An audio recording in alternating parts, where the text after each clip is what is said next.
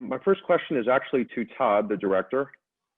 Todd, what made you decide to make this film in the first place? Well, people may recall the 2016 election,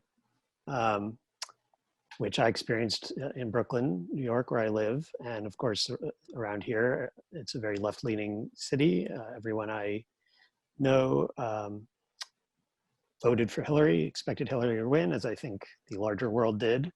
And reacting after she lost, trying to figure out what I might do as a documentary maker, I thought that it might be interesting to go somewhere very different from New York City and try to make a film about something that seemed to be going on in the country that I didn't understand. And so about a month after the election, there was an article in the New York Times that was about Bo and several other people in the area where he lives. And from there, I found his video of his meeting with Hillary Clinton in 2016 and thought that was interesting. And I got in touch with him. At the time, it wasn't clear, what a film about him would be about, really, because the story of his involvement in the 2016 election had sort of ended. But I kind of kept an eye on him, and a few months later, he announced that he was going to run for the U.S.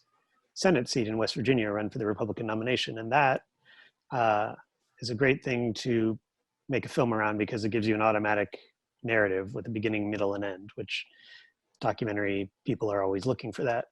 So I had a couple more conversations with Bo, and for some reason, he agreed to let me follow his campaign. And so it started from there. Bo, do you have anything else you want to add to what Todd just said? Yeah, it was it's kind of hard for me to agree to do it to start with, just because I wasn't 100% sure why anyone would be interested in what I was doing. But we thought it would help the campaign somewhere down the line. We really didn't fully understand that it would be finished so far after the campaign, but it was very interesting to me that someone who had completely different views than myself was interested in it and wanted to know where we came from. And I thought, it would be a really good idea to allow him to do it so that we could, basically what he was looking to do was see if we could find a way to bridge a gap between one view versus the other. Awesome. That's really great to hear. Thank you. And I know that we'll get to a question hopefully about this one later, but I know that for you two, there was also just building a bridge even among yourselves. So, well, Bo, I want to speak to you a little bit about this idea of being a representative of the sort of, everyday American citizen. I think that one thing that really struck me in the beginning of the film was that you commented on how you felt like people had been forgotten in your area of the country. That has really stuck with me ever since seeing it, because I don't want politicians or other citizens in, urban areas or other bigger rural areas to forget small town America. I don't think people should have to feel like that. And so that's a little bit about where the question's coming for me. And so we have two questions related to that part of the early part of the film. So speaking to your experiences, just because I really felt like the movie couldn't cover all of this, why do you feel that your part of the country, West Virginia or just more rural communities, have been forgotten? Well, where I live is, we have a lot of poverty-stricken areas. We volunteer at our church and do a lot of work there. Wednesday nights is a group that we work with kids a lot. And one of the things that, I wanted to let them know and understand that it didn't matter where they're from, didn't matter what they came from, what their parents did, what their family circumstances were, that they still had hope and they still had things that they could do. And that was one of the major things for me, is I wanted the kids that live here to think they see every day our infrastructure that's not very good. They see declining highways and things of that nature, things that we that used to not be that way, and they see it every day, the problems that we face, and I wanted them to understand that there are people who understand what they live through every day, and that there are people who want to make sure that they're heard from, and that they are not forgotten, and that we know people still live in these areas, and basically, more than anything, I just wanted the kids in this area to have some sort of hope, and to think that, no matter what I've been faced with so far in my life, there's a hope that I can move forward and I can do better, and that someone wants better things for where we live. That's really beautiful. Thank you. And Scott has a related follow-up question. So, Bo, one thing I would say is you certainly got a crash course in how the media works in covering campaigns in this regard. So I know that one of the main things that really drove you to pursue this office was the famous instance where Hillary Clinton was at a town hall and said the infamous words, "We're going to put a lot of coal miners out of business." Then, of course, the rest of it was cut off. You also saw in the how the media skewed election coverage. In addition to that moment, actually, which affected her, by only discussing, in one case, interviewing 3 of the 6 candidates who ran for the Senate seat. Given your experience, what you witnessed, whether it was how you saw Secretary Clinton and her words being cut down to a simple soundbite, and how you saw a lack of coverage for your own campaign, how do you begin to notice through the course of the campaign, how the media sometimes skews election coverage and elections overall? Well, it forced me to understand that you have to do a lot of research on your own, because you can't trust anyone to get a complete or full story. Like you said, we had a lot of people that reported on our race, and would always say there are 3 people running for this position when there were actually 6. And I felt a lot of that had to do with the fact that they knew we didn't have the campaign funds that these other guys did. We weren't going to pay for advertising through them, and I know that's not what drove them to call it that. I know that those people had a lot higher percentages of possibly winning than what we did, but it also made me think, well, of course they're going to talk about the people who are going to spend money with their stations and do advertising. So it made me look at things from a couple of different views, but most importantly, it helped me to understand you have to do a lot of research on your own, because if you're watching CNN, they're going to give you their slant, they're going to give you their narrative. If you're watching Fox News, they're going to give you their narrative, and so it made me realize that you really have to be informed, and you have to make your own decision, and you have to do your own research to make sure you're well informed. Really quickly, Todd, did you also come away with any informed thoughts or opinions about how the media covers campaigns like this? Well, I was sympathetic to Bo, because I saw him going out and campaigning and talking to as many people as he could. But when you're running a statewide race like that, you can't possibly meet everybody who you need to vote for you. And so I understand his position, and I think he was, as serious a candidate as the others were. At the same time, and I don't have any answers to this, I don't know how you draw the lines. I think if you looked at the number of people who are officially running for president this year, it's probably like 50 or so. But there's no expectation, and I think rightly so, that the media should cover all of them, because really it's a 2-person race. A statewide Senate race is a little different than that. And I think the thing is, if you're in that position that Bo was in, and you know that this is what's going to happen, you sort of have to devise a strategy to get around it, or to develop some sort of grassroots campaign that ultimately gets the media's attention. And I think, that was a struggle a bit in this campaign, just because Bo didn't have a lot of experience, and he had some limited people helping him. It wasn't easy to develop a strategy. And also I think he didn't know until being into the campaign that this was a major issue. So, you know, I'm sympathetic. I think there have been candidates who have won starting from these circumstances, but you really have to like plan it out and figure out how you're going to deal with this problem, because it is going to be a problem if you're not well-known, well-funded candidate. Totally agree.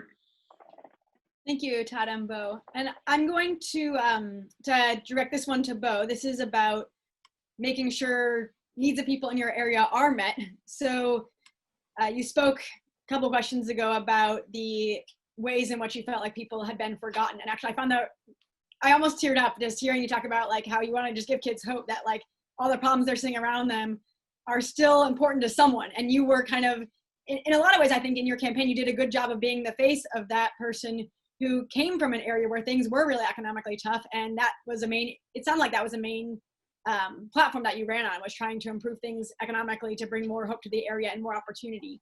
So, by the way, I'll say a side note that I really hope you do run again.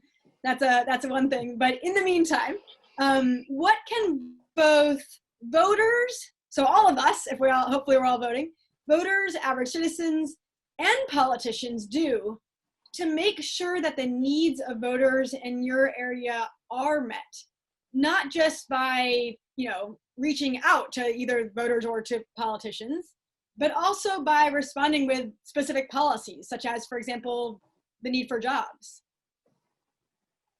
That's a very good question. It's one that I wasn't 100% sure how to address from the U.S. Senate level. You know, there are a lot of businesses we live in a border community. We're very close to the Kentucky border. And so we see firsthand that the businesses in Kentucky, just across the river from where we live, are thriving. And those areas are thriving. And if you look all around the border of West Virginia, there are a lot of places that are like that. And I think the bigger problem for us is on the state level. And, you know, so maybe running for a state level, like a state Senate seat, or maybe a House of Representatives, was a way that I could have done a little bit better job than actually U.S. Senate. Because I think the biggest problems facing our state are more on a state level, something that can be affected there. You know, I've talked to several people from outside the state who said they've tried to do business in West Virginia, and that the tax structure for a business is different in West Virginia than it is in neighboring outlying counties and states. And so I think the biggest problem for us is more in state than it is on the national level. As far as the job opportunity goes. Yeah, I will throw in there, what do you think about the idea of just supporting, you know, candidates, whether it's at the, you know, presidential level or just candidates in general in Congress who are interested in allocating money to impoverished areas of the country for job creation? I mean, that's something I could think about that's maybe tangible. What are your thoughts on, like, you know, all of us as voters across the country can have the option, I guess, to choose candidates like that who have that national focus? What about that as one direction? Absolutely. You know, there are a lot of areas in our state that have been what we call post reclamation mine use, things that used to be places that used to be mining that have been turned into other things. And those are great places for these kind of development areas to be used. And so we have a lot of areas where we can develop and bring in industry. And one of the things that I love about the coal miners that we have a lot of people who have skill set to do manufacturing jobs and to do the kind of things very similar to what coal mining is, as far as the way we use machinery and things. And I think a lot of people they don't realize, they still view coal miners as people go into a mountain with a pick and an axe and they dig coal out, and that's, you know, it's not what it is. We use highly sophisticated equipment and machinery now, and we have people who have the skill set to do a different type of job if given the opportunity for that industry to come into our state. That's awesome. Thank you. Thank you. We're going to shift back to Scott again with another question. So, Bo, one of the first things I discovered in this film and in our subsequent conversation was how you emphasized you were running for, first and foremost, the citizens of West Virginia, not immediately to join at the hip with President Trump. And will some of your other senatorial candidates have said, I mean, I know a famous line by Mr. Blankenship was he was Trump before Trump was Trump. I know he was very, I guess, proud of that. So given how the Republican Party seems to be these days, where if anyone comes out against something he says or does, or even maybe a piece of legislation he doesn't support, oftentimes he will go out on Twitter, knock that congressman or congresswoman or senator, and before you know it, they may have a primary challenge, and suddenly their job is in jeopardy. Had you won the seat and we're in the United States Senate and had a chance to create, let's say, some great bipartisan legislation, and you knew that there was a risk that the president would come out and tell someone to challenge you because he didn't like it, do you think you would have felt the pressure of this is dangerous, or I signed up to help the people of West Virginia, not to do everything this person says? Well, obviously, when you look at the leader of the free world, you're going to feel pressure if they say something. But I would like to think that I would be there to do. The number one job of a United States senator is to uphold the Constitution and to take care of the people of the United States, take care of the people that they were elected to represent. I mean, that's what you're there for, is to represent them. And I didn't want to try to ride the president's coattails. I didn't want to say I'm going to do this and I'm going to follow everything that Donald Trump does. And my job, I've worked in the coal industry for 11 years previously and the last 2 years. So every 4 years, my job is always in jeopardy. So it wouldn't be the first time that my job was in jeopardy, and I've faced that kind of pressure. But I said from the beginning, if I didn't think I did the job that needed to be done, I wouldn't have ran for a re-election had I won. Because our state deserves someone who's going to do the job and do it right. And people told me, well, you stood up to Hillary, you stood up to. If someone's doing wrong, I'm going to stand up and speak my mind and tell them what I think is right and versus what's wrong, regardless of whether it was Hillary Clinton or whether I think it was Donald Trump or anyone else. So, I have to answer the Lord before I answered anyone else, and that's where I put my faith and my trust. Good. Appreciate it. That was powerful. Thank you. And actually does relate a little bit to the next question, which is a very big, very, very big picture one. I hope people don't mind going in a different direction here. But one thing that we've observed the last few years, basically, is that Republicans at the national level have often followed, gone along with Trump's policies or, supported his beliefs. And I would say, from what I know at least, and correct me if you can think of other examples, often it's only Mitt Romney who, as a man of faith as well, stands up and challenges Trump. He's willing to challenge our president and basically, does it sometimes actually on religious grounds, it sounds like. He is well known at this point, I think, for standing up for his beliefs above whatever the quote party line is. And so I'm wondering, and this is a question Scott may need to clarify a little bit here, but I'm wondering if you feel like, given how frequently Republicans are, basically following whatever we believe, the party line is, do you feel like the Republican Party has become kind of like the party of Trump, like of what he believes and his policy preferences? Or do you feel like it's still somewhat the same Republican Party it was prior to the 2016 election? I think the majority of the people who are in the United States Senate and for Congress as a whole probably worry about, like what Scott said, their job security, and they feel like that's the problem. I think that the majority of them feel like they need to toe the line, but most of the people that are involved you're looking at career politicians, and I wasn't in it for a career path. I was in it to try to do the right thing. And so it wouldn't matter to me, regardless of what the situation was. I have to vote for the people of West Virginia, or the people of I'm sorry, I'm stepping on myself. The Constitution, people's rights, trump every, so to speak, trump anything else in that regard, and that is what has to be considered first. It's part of the job. It's the first thing you have to look at is our rights as American citizens. I really admire your viewpoint, and I feel like you're a strong person in that respect. I want to make sure I get across the sort of bird's eye view of the question, which is more of a question about the Republican Party as a whole. As in, do you feel like it's become more like a party of Trump's interest, of President Trump's interest, or is it still, a Republican Party with many unique viewpoints that they can still, tout publicly?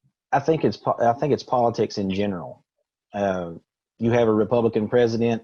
Republicans feel like they have to fall in line and do exactly what he says, just the way that most Democrats fall in line and think they have to do the exact opposite of what he says. So, yes, I think the Republicans feel like they have to toe the line as far as the party goes and following what the president says. But I also feel that if you look on the other side of it, Democrats feel like they have to do the exact opposite because it's the opposite of what the president said he wants. Definitely. Thank you. I'm going to switch it over to Scott for another high-level question here. Bo, when we spoke a few weeks ago for the first time, and I said that was just a really eye-opening 2-hour conversation we had. One of the things you said, I think towards the end of the conversation, was you don't want this country to veer too far to the right or too far to the left, because a handful of this country will suffer as a result. I think you basically said, is there a way we can progress forward in a way that is the middle, that I guess can satisfy a large swath of the country? What do you think we can do as citizens to keep this forward momentum as a country, as I think we should, without veering too far, the pendulum swinging every 4 or 8 years? Because it seems like after every presidency, it literally swings back the other direction. And, a lot, you could say that this has been just throughout history, but it's literally like you could set your watch to it. In 2008, for example, like clearly, the country was exhausted with Bush. We went to Obama, and by 2016, back the other way. And I guess it feels dizzying. And the craziness kind of reflects that. What do you think we can do to keep things a little smoother as we progress?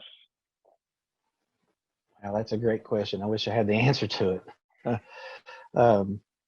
because I'm in the same boat as you. I'm tired of the pendulum swinging, and the reason it swings so far is because when one president comes in, or you have one party that is a majority over the other, it seems like we swing to that party's side of the pendulum, and the other side gets sick of it, and it swings back on the next election. So what can we do to undo what the last president did, or what can we do to undo what this president is doing? And I really don't know the answer to that, other than challenging voters to research everyone involved in each race, and to make sure that they find people who suit them.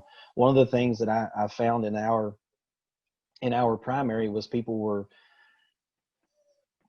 a lot of your executive committees were trying to formulate plans as to who our executive committee should back, who has the best possibility to defeat Joe Manchin, who has the best possibility to move forward for our party. And I think the primary should be left alone and left to the people to make up their mind and say, hey, you have this many candidates. Which one suits you and your family, you and your beliefs the best? Who do you think is got the best interest at heart for our entire state, or for even our entire country? And right now, you everything is so party driven that everyone just feels like it has to be who meets what our party stands for more than what our people stand for. That's great. And we actually, Scott and I would love for you, Todd, to see, if there's anything you want to add on to that about how to keep the, how to keep the country from swaying back and forth like a pendulum, as Scott phrased it. Well, I agree with Bo that it's a very complicated question. And, I don't necessarily think that because a solution is a compromise between two parties that it's necessarily the right solution. Sometimes civility and compromise is held up as an ideal by itself. And I think civility and compromise are important. I think we have to talk to people that we disagree with. We have to treat everyone with respect and dignity. But if you ask me what the country needs right now, I would tell you it needs to purge the Republican Party and the people who have enabled Trump from power, because what the party understands is power. And I think if Biden wins the presidency and if the Democrats take the Senate, what you're going to see is the elimination of the filibuster in the Senate, because I don't think the Democrats are going to be willing to give Mitch McConnell, should he still be there, a veto over what happens in the next 4 years.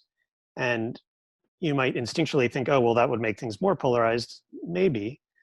But I think if you were trying to get to 50 in the Senate instead of 60, it might actually make things a little less polarized, because people know right now you can't get to 60. You just can't find enough Democrats or Republicans to defect. But you may be able to find enough to get to 50, which maybe starts, a little bit of bipartisanship. And the other thing that I think it would do is that, whereas now, we have the filibuster and nothing gets done, and people think, oh, everybody in Washington is a crook and nothing ever happens. At least if a party won an election, it would be able to implement its program to some extent. And in the subsequent election, you would be judging them on, the results of that program, as opposed to just saying, oh, they're all bums and that nothing is ever going to change. That is a corrosive attitude that hurts civility, that hurts compromise, that hurts civic life. So I think we have to have a situation where, whether it's Republicans who win or Democrats who win, that they can implement their programs, and then hopefully, the citizens are then judging the results of that, rather than just having an attitude that it's all a game and nobody cares and nothing will ever change. Thank you for that. Sorry. Oh, go for it, Scott. I'm actually going to take the last one for now, and then we'll open it up to other participants' questions. So obviously, Bo and Todd, when you guys made this film, the world looked a lot different then. I think we all yearned for just even 10, 11, 12 months ago. Bo, given the events of the past 5 months, the economy back in tatters, a pandemic like we've never seen, and racial injustice, I think that very few of us in our lifetime have seen. Would you personally say, do you believe the country is on the right track, or would you say it's not, given everything that's been going on? Well, obviously, to be in the situation that we're in is unprecedented. I mean, it seems like how many layers can you throw on top of the others to see what else we can try to suffer through. I think we were on the right track. I think our economy was stronger than it had ever been, and this pandemic has really crippled that, along with everything else. I don't know what the answer is. I know that we've had some deep discussions with our kids because some of the things that we see in the country right now are things that I hope that my children would have never seen. I hope that they were things I would never see. But I'm hoping that by trying to teach my kids to do a little bit better as far as the way they treat other individuals, regardless of whether it's race or where they're from or what their job is or any of those things, to treat each other with kindness and respect. That goes a long way. Again, my faith is the number one thing for me in that. And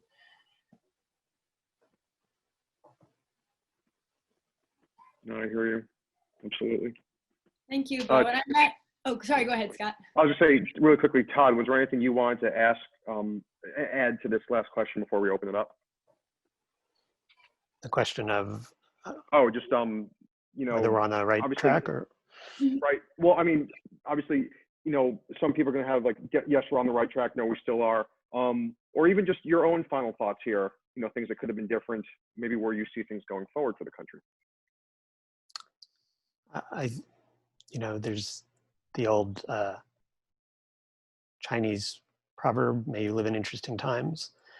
We are certainly doing that. It's going to be interesting is like the least strong word I could use about the next couple months. I think it's very critical what happens. I think, you know, again, I believe in respect for all people and dignity and listening to both sides. And I simultaneously believe that the democracy we've had for over 200 years is in danger. So it's complicated. Okay. Thank you, Todd. I definitely agree with you, and I'm hoping that as the year wears on this year, we'll address some of the institutional challenges we're seeing to some basic, you know, principles and you know, institutions within our democracy. So we are at the end of our first part. Sorry, we went about a few minutes over, but we'll have about 20 minutes left for people to throw in questions from the crowd. So in your Zoom account, you'll see at the lower middle the words participants. The way that you raise your hand, oh, Michael Friend was already illustrating this, good. So the way that you do this is you click on participants and you go to the raise hand option and just click on that. Yeah, I see some of y'all are doing that. If you have any trouble, write Donna Murphy in the chat, and the chat is lower center as well. I know some of you know all this, but I've talked with some people even yesterday who didn't know Zoom so well yet, so just making sure people know. And before we move on to Michael, you'll be the first questioner. I just wanted to give a really strong shout out to Bo and Todd for making the film, for putting yourselves on the spot, for coming to us at Braver Angels. We love having guests like y'all, and it really makes me happy. And it's really an honor. I didn't tell Bo this before, but I actually cried at the end of the movie. Dawn was coming in Alaska, where I'm temporarily living right now, and I was crying at Bo at the end of your campaign as the sun was rising here one morning. So just want to know that. My work here is done. What? My work here is done. Yeah. So Todd, you did it. You both did it. You may not have realized this by watching it, but I'm a crier too, so I cried at the end of it too, so it's okay. Well, I share that with you. I'm with you. So Michael, why don't you take it away with the first question, and then Bob will be next. All right, thank you, Molly. My first question is, Bo, you mentioned that, especially when Todd and you first met, you had a lot of different views. I'm wondering, well, my real question is, how did you bridge that gap? Like, were you able to talk politics and still keep it friendly, still have a warm relationship like it sounds like you do? And how were you able to do that? Well, Star Wars probably played a part, didn't it, Todd? Star Wars and sports, I think, yeah. And that sports didn't help. I like North Carolina. He likes Duke, so. Right, but it was a way of sublimating differences into something less important. That's all. No, all jokes aside, I joke about how I feel about people in general a lot of times, but honestly, I enjoy a lot of different people. I like to know people's stories. I like to know their backgrounds, and the fact that Todd is a storyteller, that he found interest in my story and trying to tell our side of it, coming from the other side, it made it a lot easier. One, to open up. We talked about a lot of things. I mean, Todd saw me at my most vulnerable. He saw me, which I'm a vulnerable guy anyway. People usually see me at my most vulnerable, but Todd was there for a lot of things. You know, my mom was never.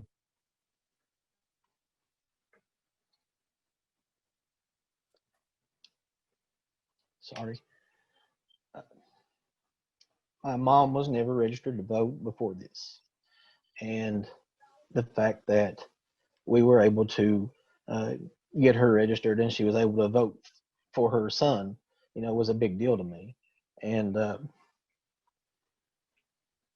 I'm grateful for Todd and his friendship. I really am. And it never hurts, regardless of how you feel about policies or how you feel about politicians or how you feel about uh, different viewpoints. It never hurts to find someone else's vantage point on a topic, on a subject, because it can open your eyes to see the broader picture, which is what we want. And Todd reaching out to us to do this really helped me to do that. And I think for the hope of our country, we have to have people who are willing to run for office, who are willing to look not just at the people who will vote for them, but for everyone that they'll be impacting. Thank you for flagging that, Bo. Just the idea that we're not voting just for ourselves or even for our families, but all of the people who would benefit or, you know, lose out from all the policies that are created by Congress. Thank you. So we're going to move on to, oh, Bob may have put his hand down. Bob, do you still want to go? Yes, if I can. Yeah, bring it on. And it feels in a way related to Michael's question, but I'll go ahead and ask it anyway because it's a slightly different slant. After so many months of touring around West Virginia, talking to folks, well, Molly started the whole discussion by saying, assume that everybody's coming in with good intentions, right? Assume that we all mean well when we're talking to each other here. Mm-hmm.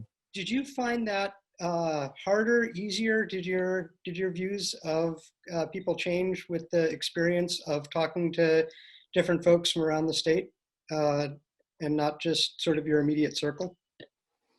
No, not really, because it just made me, it actually kind of strengthened my viewpoint, because everywhere that we went, everyone that I talked to, and I found in politics, I hope you do well means I'm not voting for you.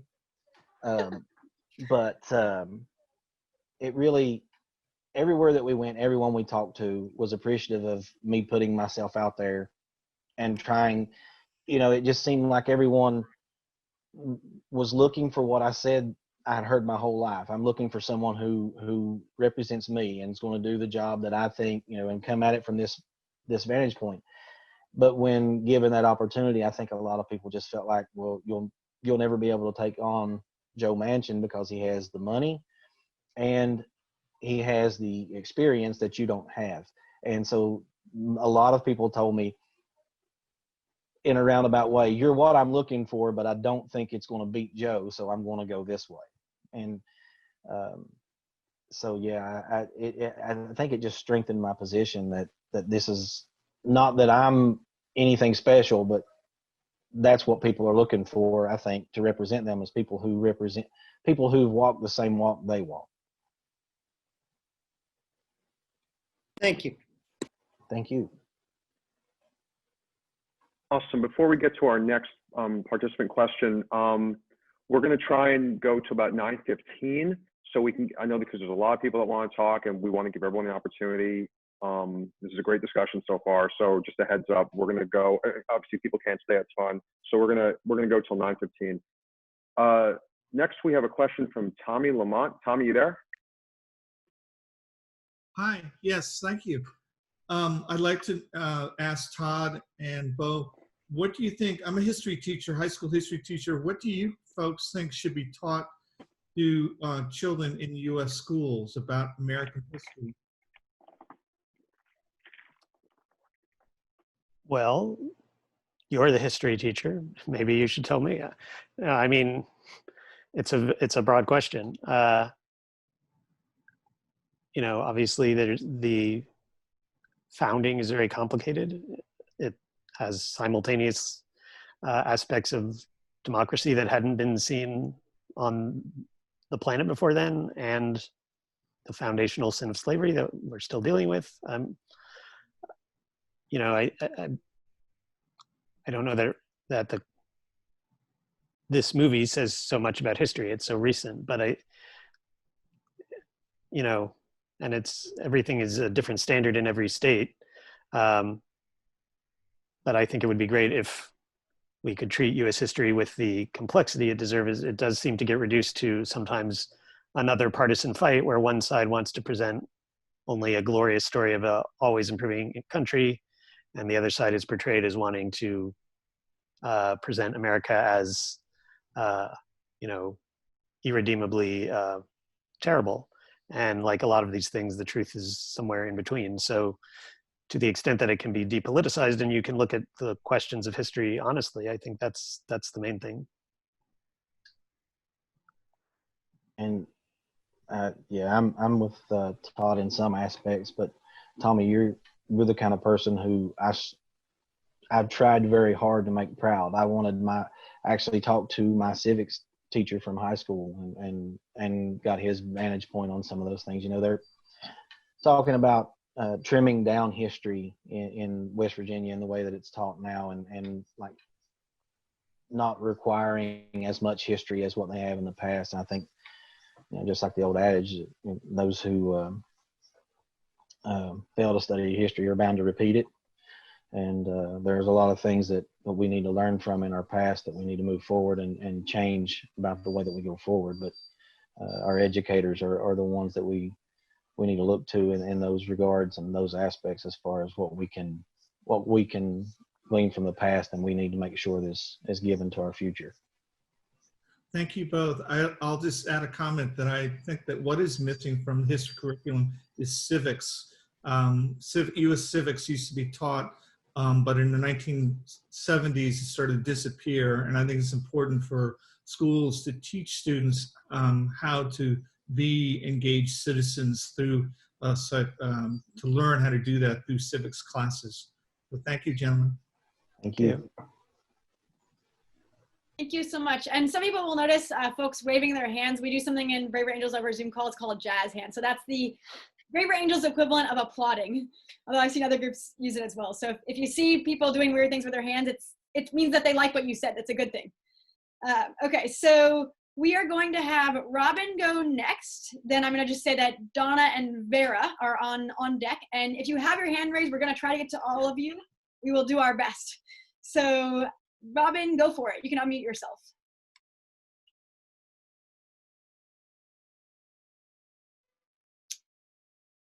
We'll give her a moment. Yeah, I'm not hearing Robin, so. Oh, okay. Go for it. Now we can hear you, Robin. You're on. Okay, good. I just wanted to say I loved the documentary. One thing that I was hoping you'd do more was talk about the issues, specific issues. I'm saying to both. You know, like when the teachers were, what were they doing? Striking. And one teacher asked you several times, well, do you know why we're here? And I may have missed it, but I didn't get till later that you were speaking the issues. And do you understand what I'm trying to say? Specific issues is what I was looking for. All right. Well, each individual teacher, it seemed like they were there for different issues as well. And so my job when we were there was to listen. And yes, that teacher asked me several times, you know, do you know why we're here? I was looking to find out why she was there more than just why I was there, or the issues that I had heard through the news or the educator friends that I had. But I tried to do things a little bit differently, especially in the teachers' strike, because I was there to find facts. I was there to listen to them and to hear what they had to say and see what they were looking for out of someone in my position, what I could do to help. Especially since it was on a state level issue, it was a state level problem, but there were obviously ways that I could have helped, and I wanted to hear from them exactly what they were looking for on the federal level that we could do. Thank you. Yes, ma'am. Thank you. All right, Donna, you're up. Okay, this one is for Todd. Todd, I'm interested in filmmaking. I'm interested in particular in making this film in rural West Virginia. Did you find any particular challenges relative to other places where you have made films? Do you have any stories about things that surprised you or that kind of went wrong in the field you had to fix, or, you know, anything? What stories, what was it like filming this documentary? Well, I guess the biggest challenge was that West Virginia is too far from New York. But I hired a cameraman who lives in West Virginia, and a primary sound person who grew up in West Virginia and now lives in Pittsburgh, so that if something that seemed important was going to happen, but I couldn't be there, they could usually just go there and meet up with Bo.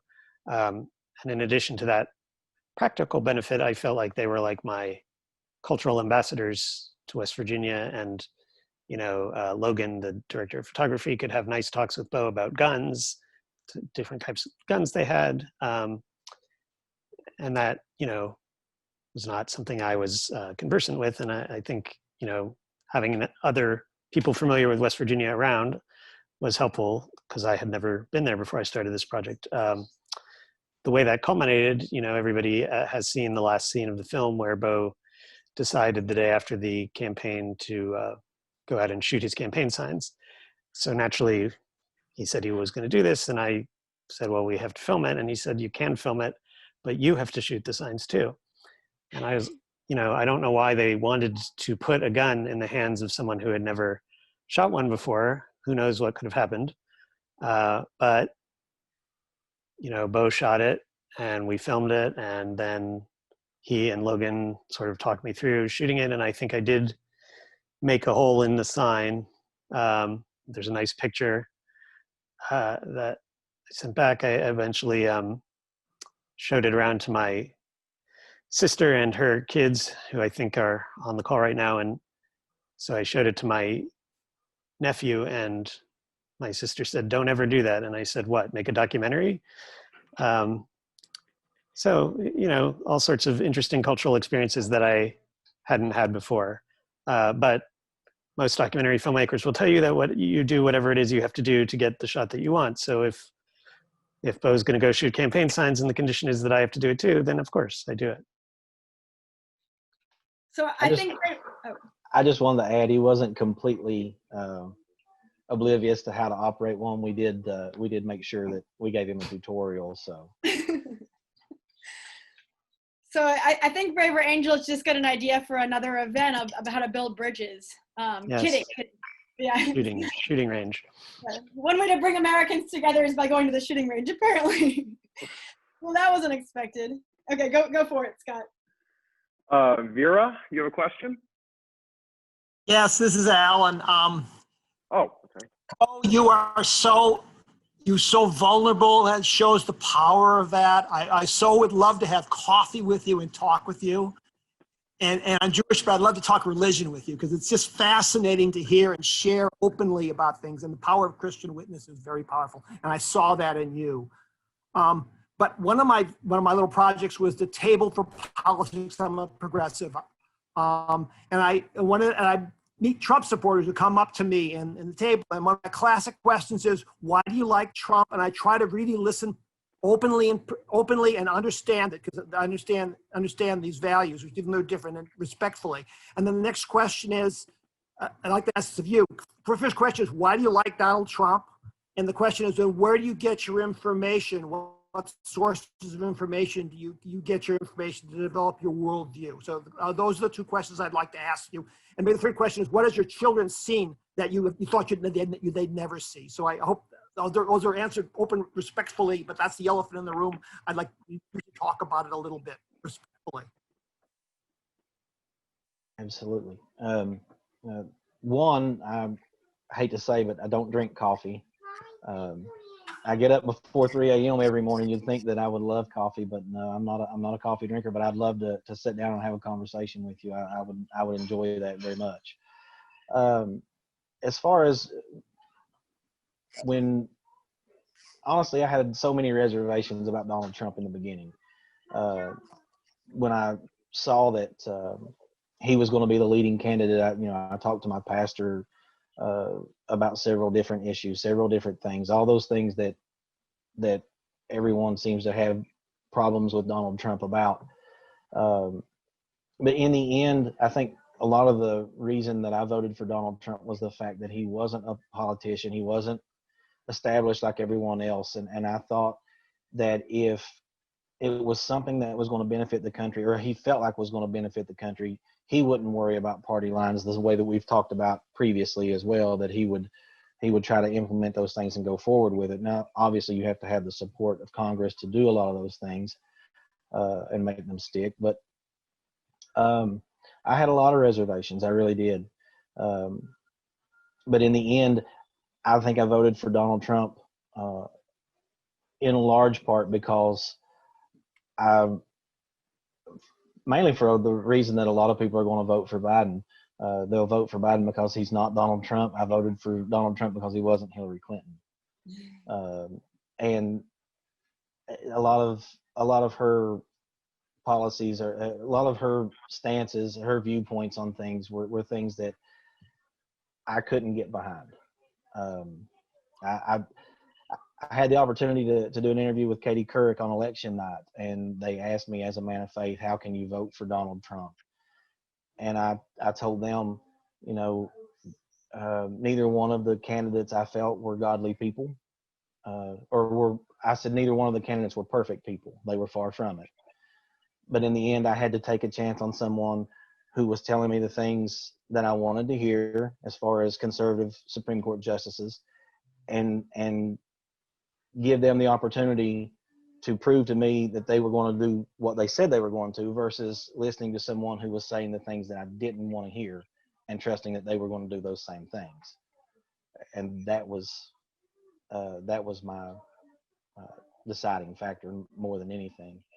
As far as the things that my kids have seen, the civil unrest that we see, and for a long time, I think in my area, I've heard people say racism doesn't exist, and people blow things out of proportion to what they are, and it's just not true.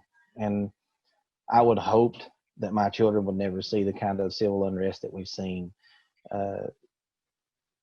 People who are begging for equality, and then also to witness the rioting and the looting and the things that we're seeing now, and a lot of our cities in our country literally burning. Those are things that I would have thought that we would have never seen, that my children would never see, and I wish they would have never had to see. And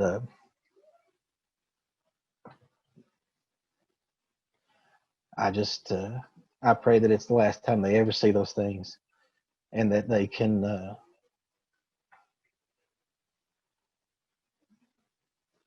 that our nation can move forward because of my generation, my kids' generation. They can move forward and do better.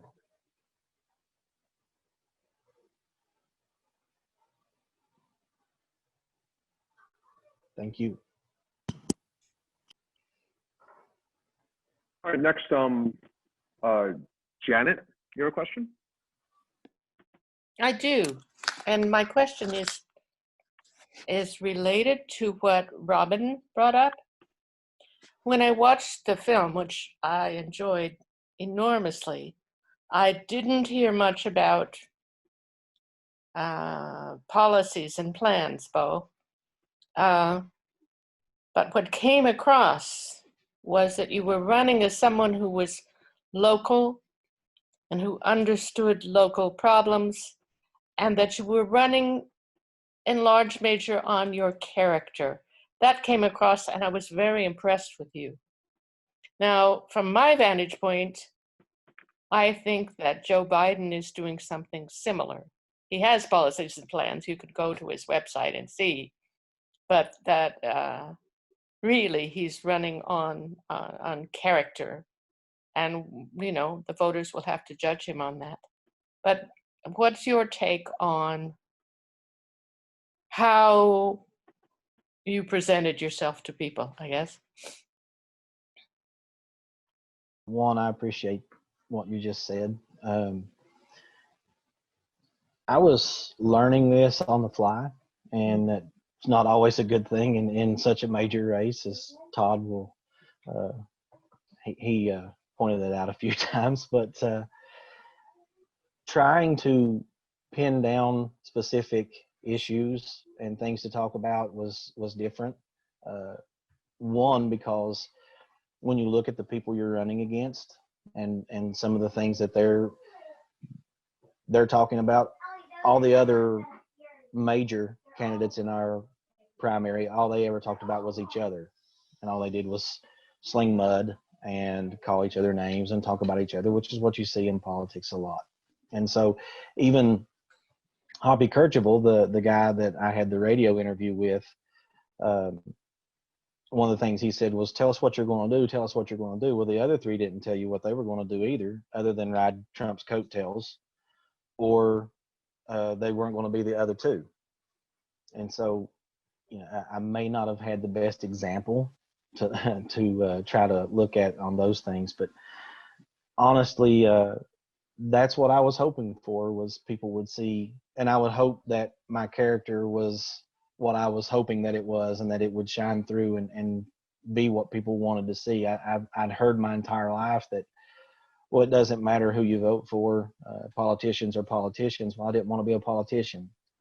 I wanted to be someone who represented my people, and someone who could look at the issues that were facing them, not just in my area, but, you know, try to reach out across the entire state and find out what everyone was looking at. I didn't pinpoint a lot of things that I wanted to change, because I wanted to listen to everyone and find out what they were looking for, what they wanted to experience, what they wanted, what their voice was. And I wanted to be able to be a voice for my state and the people of this state in Washington and say, this is what we're looking for. Who's willing to help? I would just jump in and add that I would say Bo talked more about the issues on the campaign trail than he did in the movie. And that was a very conscious decision on my part, because I thought that a lot of the audience for the movie would be people like me who disagreed with Bo on the issues and were coming to learn about someone different from them. And that if I put in things that a person on the left would have a visceral negative reaction to, it would be difficult for them to get past that and to understand Bo and his character and motivations, which was, I thought, the real point of the film. And I didn't want to have to, from my point of view, clean up policy pronouncements that I thought were wrong. I mean, Bo wouldn't have thought they were wrong. I might have thought they were wrong, and I might have felt some sort of obligation to correct them, and then the film goes off into a very different direction than I wanted it to. So it's a conscious decision that there's not a lot of issues in it. Okay, thank you both. I also want to just share quickly before we get to the next question, a comment from Doug that was related, because we can't write everyone on the chat. Just Doug was saying, thank you, Bo, for the authenticity, a rare quality these days. So it seemed relevant to just your demeanor and what you've been sharing all along throughout this whole evening. All right, Scott, go for it. Okay, we have about 6 minutes. I don't know if we can get, we have about, I think, 6 questions, and that could go up. So we'll try and get what we can. Next is Richard.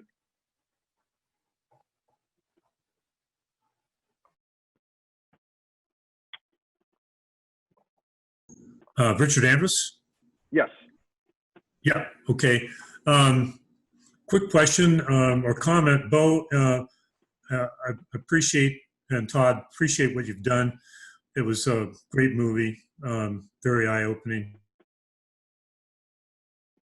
Angels is civil discourse.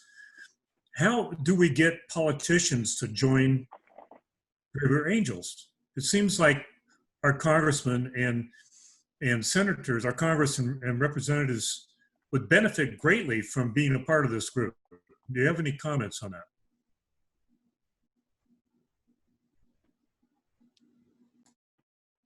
Good luck. I don't know.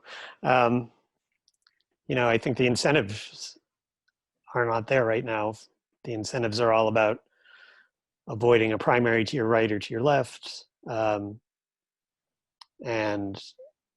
you know, I think we have to change. I don't really have a lot of ideas for how to do it beyond what I was talking about earlier, but, you know, we have to create a system that rewards civility and compromise more than it rewards polarization and demonization. We don't have that right now. I do think some of the things I mentioned about what might happen after the election are a potential positive step. You know, I think you need two parties that are both honestly committed to good government. And so we have to try to create that in the only way we can in November, I think.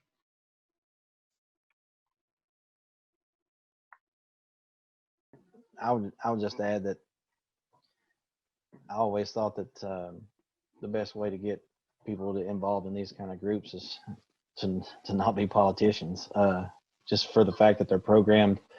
Mainly, it seems like what we've talked about on here a couple of times is their party interest more than anything. In large part, I know not all of people.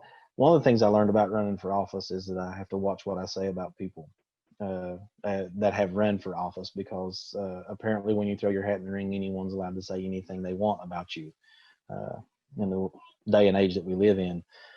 So I try to temper what I say about other politicians, but for the most part, it seems like you value your job as a politician, you're going to cater to your party. And that's sadly what we have, what we've kind of levitated to in our political system. It's worry about the letter beside your name and the people that agree with that more than what you stand for, I think. But I agree with you wholeheartedly. Politicians being a part of a group like this would be greatly beneficial to all of us. Couldn't agree with you more, Bo. We have time for maybe one more question. Jen?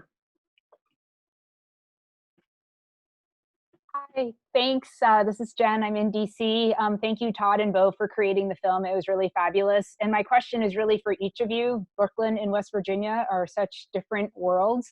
And I wonder, Todd, what's a perspective or point of view that you felt enriched by after having spent time with Bo and his family and his community? And for Bo, same thing. What is a perspective or point of view that you really felt you were enriched by and maybe hadn't thought about as a result of spending time in conversation with Todd? You want to go first, Todd? I'll follow up. Sure. Well, I mean, part of the reason that I wanted to go make the film is that you, particularly every 4 years, there seem to be a lot of articles about West Virginia or other areas similar to it, you know, where a reporter goes to a diner and spends an evening interviewing people, or where there's stories about the opioid epidemic or massive unemployment or whatever it is, and it makes it sound like everybody there is miserable all the time. And that was such the opposite of what I found there with Bo and his community, particularly his church community. You know, everybody that I met was incredibly friendly and supportive of each other and welcoming to me. So I don't know that it was a particular point of view as much as it was to say, you know, you can't, it's kind of trite to say, but you can't understand people or a place until you spend some time there and see that this is not to say that there are no challenges in West Virginia, but it is not a state where people are spending all their time thinking about how they're going to get out. They're spending a lot of time, people I met, thinking about how they would like to try to improve it. And so that, I think, is an important perspective to have. Right, thanks, Todd. It's all about getting to know people on that personal level. So I think because we're at 5:15, we said we extend 15 minutes. I just wanted to call on one last person who's Lucas and just say, we're gonna run out of time for Tammy and Wings in Iowa and Faith, but I've let them know that we might not get to them. And if they wanted to follow up with y'all, would that be okay? Sure. Yeah, okay, cool. Yeah, sure. So Lucas, you have the honor, it looks like, of asking the next and probably the last question. So. Fair enough. I think it's a question for Todd, but Bo may have been part of this decision. This is just about the film itself, and the film is very much filtered through Bo. Clearly, intentionally, Todd, you did not use any kind of voiceover or any kind of speaker from behind the camera. Everything was the world in front of the camera. And again, Bo may have been part of that decision. I don't know. So I was just curious how that came to be, because it really shifts how we see the story. Yeah, I wanted it to be Bo's story, and this sort of goes back to the question about why there aren't a lot of discussions about issues in the film. I just wanted to try to get at Bo's perspective and try to have the viewer experience the story as much as possible from Bo's point of view. And so a voiceover, I think, takes you out of that a little bit. And my last film, which was about autism and a more personal film, had a voice in it, had my voice in it actually, because I had a personal stake in the story. And here I was very interested in the story, but I didn't have a dog in the fight. I just was there to observe what happened and to try to present Bo's perspective. And so I think I wanted it to be kind of a natural story without that voice, omniscient voice coming in. So that was a deliberate choice. And I would just like to say that, and I told Todd this, I think in a text earlier today, I'm grateful that he saw interest. He's a storyteller, and I'm grateful that he saw a story that he wanted to tell, and it just happened to be my story. So truly I'm grateful that he not only had a completely different vantage point, but he wanted to understand the other side, and he wanted to tell it from my vantage point. And I'm grateful that he kept emailing me every so often so that he would hit at the top of my inbox to say, hey, I'm still interested, and I'm grateful that he did. Bo is saying that I nagged him, which is true. I nagged him. I think stalked may be the proper term. Stalked is a good word too. Yes. But I am grateful for it. I really am. Todd is he's been. I didn't get to go to answer part of Jen's question as well. I didn't get to go to his community, but I've been able to keep up with him and his family online through social media, and I have learned a great deal about them and some of the things they face in a completely different world that is New York. But it just gives you another, just like you guys do with your group, it gives you a completely different perspective to view things from and to think about how you move forward. And grateful for the friendship that this film has brought to me and Todd and his family. Thank you, Bo, and apologies for that. I didn't realize that you were also going to be answering the question from Jen. Is there anything else you wanted to add about just how your perspective changed from working with Todd? I don't know that it changed. It just it made me look at it from a little bit broader point of view than what I had been, to take into consideration just a little bit more than what I probably would have in the past. But it always helps to hear someone else who sees it just a little bit differently than you. And I get in trouble for it a lot. I do it with my wife. I do it at work. I play devil's advocate a lot, and I don't know if it was from running that caused me to do it, or if it's something that I picked up from running, or if it's just something that's in my nature. But I do try to talk about the good points and bad points to the way I look at it. So I think that helped. That's really powerful. Thank you, both of you, for sharing all of these just really deep personal reflections, along with, you know, some of the more answers that I probably would have expected to things.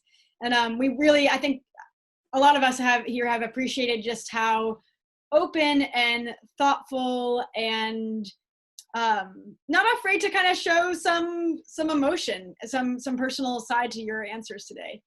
So I appreciate that a lot. As I mentioned, we are closing out now. So if Tammy and Wings and Iowa and Faith want to reach out to myself or Donna, I will share actually my, I don't mind sharing my email with people from Bravers Angels, and we'll share that in the chat. And we can put you in touch with Todd, I guess. Is that fine? Sure. To do? That's cool. fine. And thank you everybody who asked a question, who participated in today's discussion. This one was more of a Q&A. Future ones might be on balance more of a back and forth discussion. We're still kind of playing with the format as we go, since this is only our third time. As I mentioned, these will be once a month. So be sure to, either get on the Braver Angels listserv or again, check events to find out when the next one will be. As far as, thank you, Donna, for doing that. Donna shared her email as well, so you can write her to ask a question in the future. As far as today, I just wanted to say a big thank you. I mean, I think for maybe like the third time I teared up when Bo spoke again earlier. And as someone who, doesn't actually know a lot of people on the right, I have very few people who vote Republican other than some family members, and really have lived in areas like Todd that are so skewed to the left that for me, it's a really powerful experience, not just being Braver Angels, but being able to meet people who are, I guess I would just say, really warm, wonderful, thoughtful individuals. And Bo, I really admire you a lot. Todd, I really admire you for jumping in and making the film and doing what I think Bo referred to as a little repeated stalking over email to get him to agree to it. Yes. So we all benefited from it. I'm definitely recommending the film to a lot of friends. Well, So, thank you. And if I could pivot to away from the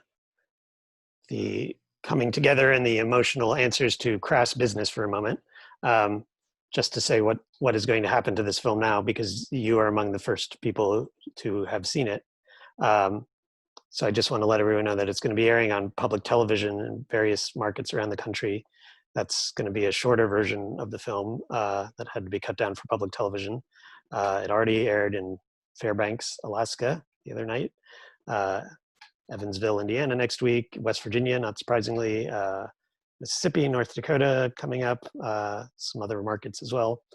And beyond that, it's going to be available on streaming services and directly from my website. And so you all have just hopefully been drafted onto my mailing list, and I would love to keep you informed about it. And if you liked it, let other people know about it. Independent documentaries need all the help they can get. So I will keep all of you informed.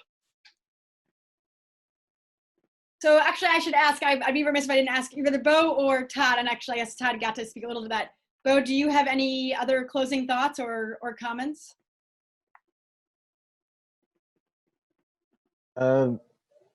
Just that I'm grateful that for everyone who has seen it and says that they've enjoyed it, because it really was it really is personal for me. It was a big risk for me to agree to do it, because I didn't know Todd from Adam, and all I knew is that he had a different vantage point than what I did, and I trusted that the Lord put the right people in my path for maybe it wasn't for me to run for Senate as much as it was for Todd to be able to share our vantage point to people who don't look at things the way we do.